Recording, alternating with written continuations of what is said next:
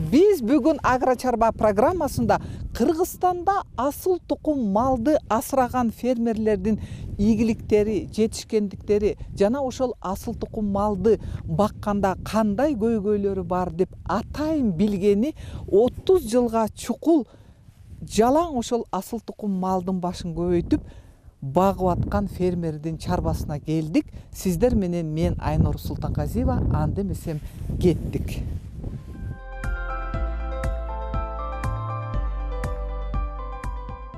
Кандайсыз, саламатсызбы? Сизди ушул чарбаңызда мыкты асыл тукум уйларды асырап, көбөйтүп, анан жакшы асыл тукум көбүрөөк болсо экен деп өзүңүз дагы жасалма уруктандыруу жолдору менен көбөйтүп атканыңызды угуп келдик да. Көрсөтсөңүз чарбаңызды кандай экен? Жүрүңүз, мына көрсөтөйүн.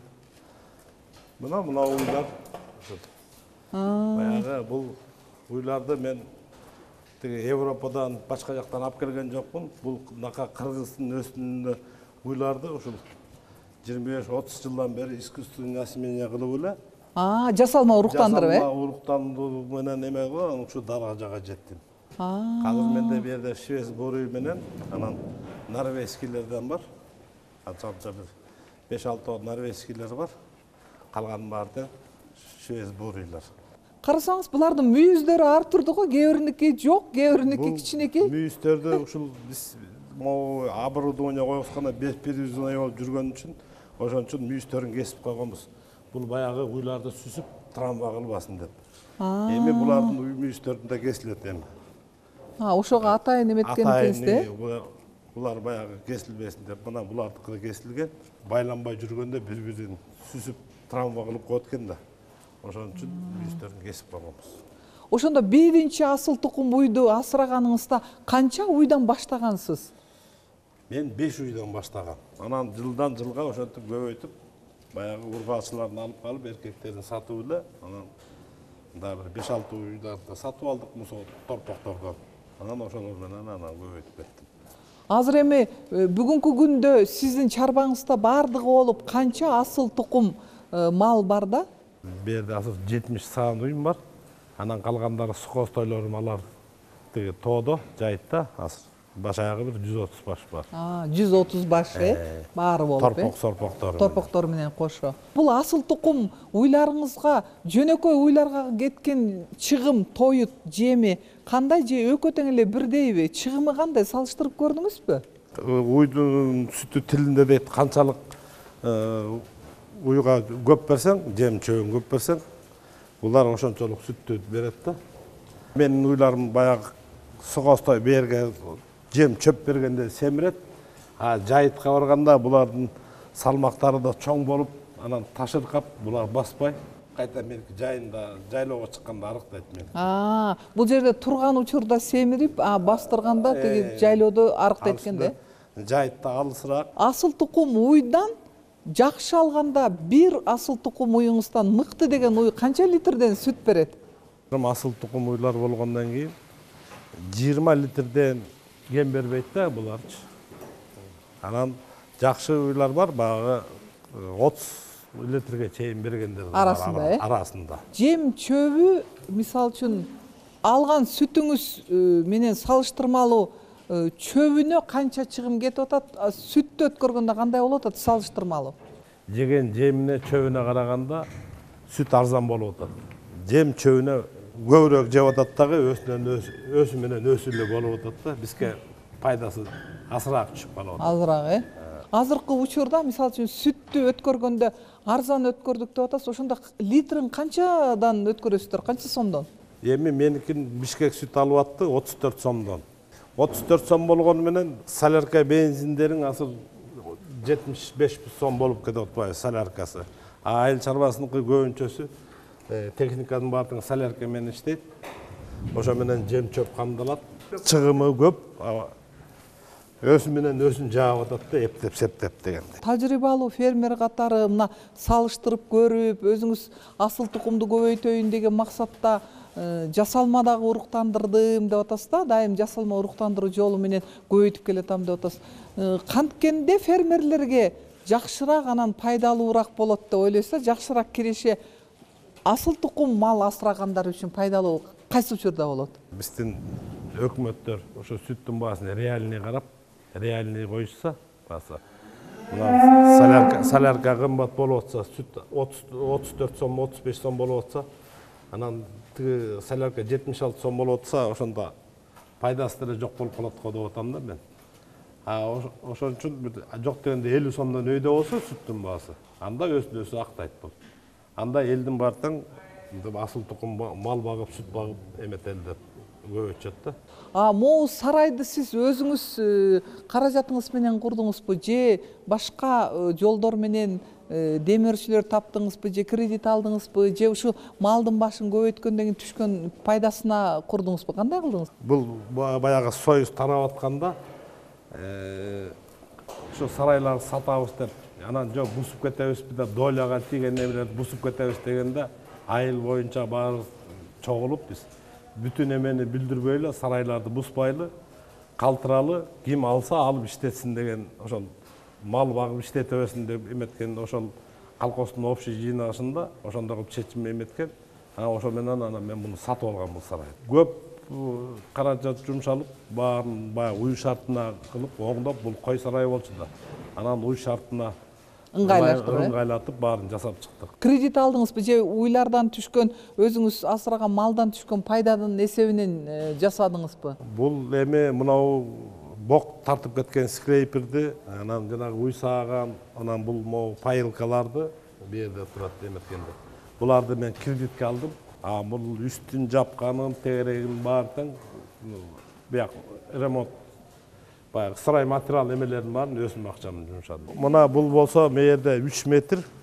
Бул скрейпер бар. Скрейпер ошо менен богун өсүп тартып кетет. Акырын бул уйлардагы бок тартып келатканда бул өсү жай жүрөт. Уйлар аттап чоочубайт, аттап өтүп кете берет, ар жака бер жака басыпчы. Мына бул скрейпер деп коет, 3 метр аралыктан. Биягы болсо ылдый тартып кеткенде, тиякча сырт тиягысы өйдө тартып кетет. Анан бул ал скрейпер жүргөндө уйларга чоочутпайт, эметпейт, бул жай жүрө берет, уйлар аттап кете берет. Тетиги ар жагы болсо, мына уйлар жаткан жана европейский лежак деп коет. Бу жерден жем чөбүн жеп алып туруп, анан тойгондон кийин терге барып жатып эс алышат да. Сиз тигерге бүттүүнү атайын резина төшөлгөн экен да, жылуу болсун деп. Жылуу болсун деп жатканда. Ошол мындай цемент эмес резинанын үстүндө турушат экен да. Мурда ушул уй бакканыңда бир тең болчу, ушул богун чыгарганда бир тең болчу да. Ушул бок чыгаргандан малчынын баары тең эле тажап качып кетип калчу. Азыр сасыбайт, таза. Муну өзүнүн программасы бар, программаны койсоң ар бир саат десең 1 саатта тартып турат, 2 саат десең 2 саатта тазалап турат экен да. Тазалап турат өсү. Бул мындан түшкөн эме ылдый жагына барат дагы арыкка чүп, арыктан анан сыртка чыгып кетет. Мурда байлаганда убакыттын баары байлаганга кетчи, кой берип, аны байлап кой берип, сугарганга эметкенге. Азыр уйлар бош жүрөт, кааласа барып жерден пайылкадан суу ичет, кааласа келип чөп жейт, жем жейт, кааласа келип барып жатат да. Жаткан жерде кургак болот. Капталдардын баары бок болбойт, чыла болбойт, эметпейт. Таза болот. Таза болот, уй сааганда да желиндердин баары таза болот да ушундан. Ушунун баарын жасаганга канча акча каражаты кетти? Ушул европалык стилде стандартка жооп берген бүт долбоор менен жасадым деп атпайсызбы? Бул оборудованиясы эле өзү эле 63 000 евро болду. Андан бөлөк бул ремонт немеселерине көп эле акча кетти.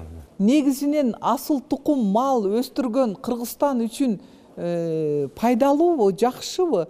Же жөнөкөй эле малды баккан пайдалуубу же кандай? Мурда баягы кыргыз уйлардан сааганда бир уйдан 6 литр, 7 литрден эле сүт алчубуз.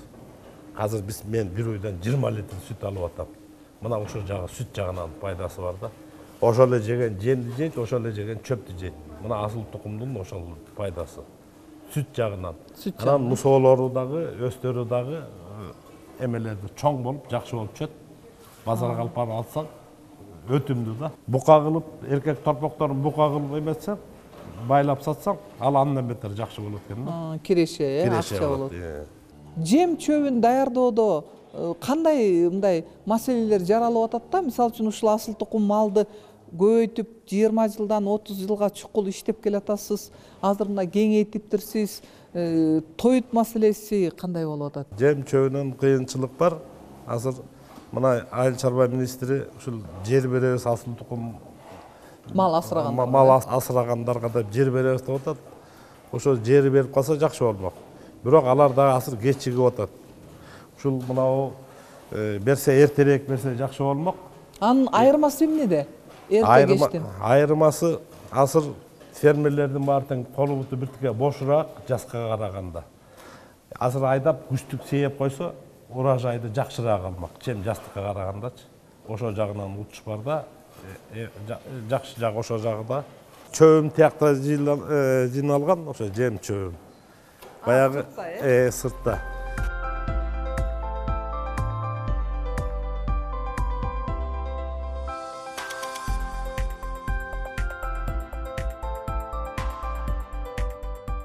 Мына ушул бүйерде саман жыйылган. Кайсы жеринде? Мына буякта. Бул жагында саманбы, бул жакта. Саманды кайсы учурда көбүнчө пайдаланасыздар? Саманды бул эми була мусоолордун астына уйлар тууганда астына посилкага эметкенде колдонот. Төшөйткенсиздер да астына. Эметкен. Атайын бул жерде эметип. Бул техникалар баары сиздики, сиздин чарбаңыз. Бул чарбаныкы. Пресс бул тиги сейилка эмелер. Бу жерде 1,5 миңдик саман бар. Буягы болсо тоонун чөбү, баягы эсперсеп тоонун чөбү.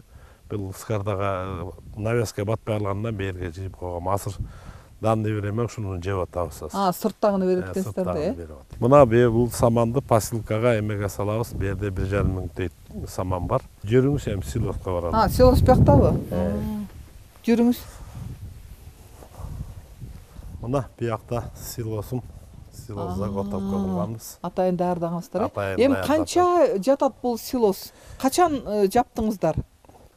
Муну мен августта эле жаап койгом. Августтун 15-inde эле жаап силоско жаап койгом. Муну ачайын десем, баягы жазкыга тоютум жетпей кала турган. Муну азыр ачпайсыз, Ошон үчүн муну кыш түшкөндө, кар жааганда ошондо ачайын деп сактап атам. Эгерде жер көп болсо, силосум жердин астыгынан байланыштуу, меники аст заготовка кылып калдым, жер жетпегенден. Эгерде жер көбүрөөк болсо, анда мен көбүрөөк кылып, көбүрөөк камдадым. Анда азыртан баштап бере баштамакмын. Сиз мына чарбаңызда 100дөн ашык, 130га жакын асыл тукум баш мал асырап атасыз да, торпоктору, музоолору менен баарын кошкондо. Анан жем мына чөптөрдү даярдаптырсыз, тоютун даярдаптырсыз. Эми ушул тоюттарды даярдоодо мындай кандай маселелер, проблемалар бар да? Деги эле ушул фермерлердин тоют даярдоосунда да? Эми фермерлердин тоют даярдоосунда бул жер жетишпейт да. Эгерде жер көп болсо, мына азыр айыл чарба министри ушул асыл тукум чарбаларына жер беребиз деп атпайбы? Ошолор эртерээк жакшыраак берсе, жакшыраак болмок да. Эртерээк дегенде качан? Октябрдын баштарында берип калса, бул дыйкандар азыр бошураак болуп калмак, фермерлер. Барып күчтүк айдап, күчтүк сээп койсо, урожайды да жакшы алмак да, чем жастыкка карагандачы. Ошол жагынан кечигип атат да. Эгерде ноябрларда бери үлгүрсө, сиздер сээп үлгүрөсүздөрбү же кандай болот? Эгерде кар жаап, суук болуп, тоң түшүп кетпесе, эметсе, анда жетишип калабыз. Эгерде кар жаап, тоң түшүп кетсе, анда уже кеч болуп калат да. Эгерде жазда берсе, анда анын түшүмдүүлүгү аз болобу же сапаты аз начар болобу? Түшүмдүүлүгү азыраак болуп калат да. Анда баягы күчтүктө жакшы болот да, түшүмдүүлүгү көп болот да. Союздун убагында да күчтүктү көп сепкиле, күчтүк урожайды жакшы берет деп баарын түшүм көбүрөөк болот, түшүм көбүрөөк болот деп ошого. Анда басым күздө жасалган экен да. Басым күзгө эметкенде, күчтүк сепсе, күчтүк айдаса жакшы урожай аласың, түшүм жакшы аласың деген. Мына атайын мен мына бочканы 100 миң сомго алгам. Нежебекеден жасатып. Моуну, Кокустан сүт кетпей калганда, тигилердин машинеси сынып калса, сүтүм эметип кеткесин деп, ушул бочканы атайын 2 тонналык бочканы жасаткан. Бул ошондо өзү муздатып ушул жерде сактап турабы, же болбосо жеткиргенге чейин? Муздатып келип, тияктан охладителден муздап келип эле, анан бияка куюлуп, муну менен төлкө жеткизгенге.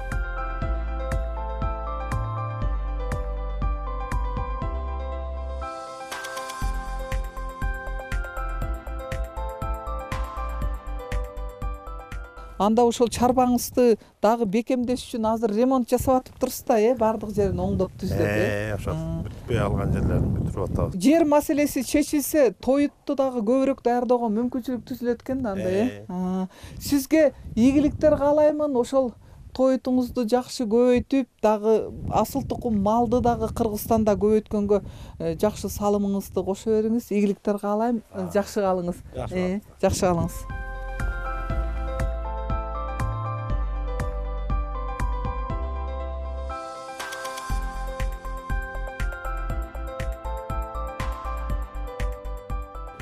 Бүгүн Агро Чарба программасында асыл тукум малды багып асыраган канчалык пайдалуу жана канчалык кирешелүү жана алардын көйгөйү боюнча биз ушул теманы алып чыкканга аракет кылдык. Фермерлердин эң негизги көйгөйү бул ошол асыл тукум сүт багытындагы малды багып асыраганда бүгүнкү күндө Кыргызстанда сүттүн баасы абдан эле арзан болуп, ал эми тоютка, жемге, чөпкө кеткен техниканы колдонгондо күйүүчү отундун, күйүүчү майдын, солярканын абдан кымбат болгону бул өкүндүргөнүн айтып белгилешти. Андан тышкары дагы ошол эгерде күйүүчү майды жеңилдетилген учурда өкмөт тарабынан колдоо берсе, аны өз мезгилинде эгерде беришсе, жыйнап аткан учурда сатып алсак ыңгайлуу болмок дейт. Себеби көпчүлүк фермерлердин ошол оруп жыйноо учурунда акчалары болбой калган мезгил болот экен. Аны да эске алышса жакшы болот өкмөт тарабынан колдогондо деген сунуш пикирлерин дагы айтышты. Бүгүн негизги айтайын дегенибиз, асыл тукум мал асыраган Кыргызстан үчүн пайдалуу, себеби сүтүн 2-3 эсе көп бергени бул жакшы көрүнүш. Бирок аны багып өстүргөндө ага кеткен жем чөптүн чыгымы жана сүттү сатканда, ошондой эле жем чөптү өстүрүүгө жер маселеси дагы күз айында жакшы чечилип, батыраак чечилсе, күздүк эгинди эгип калат элек деген оюн айтты. Сиздер Агро Чарба программасын көрдүңүздөр. Саламатта болуңуздар.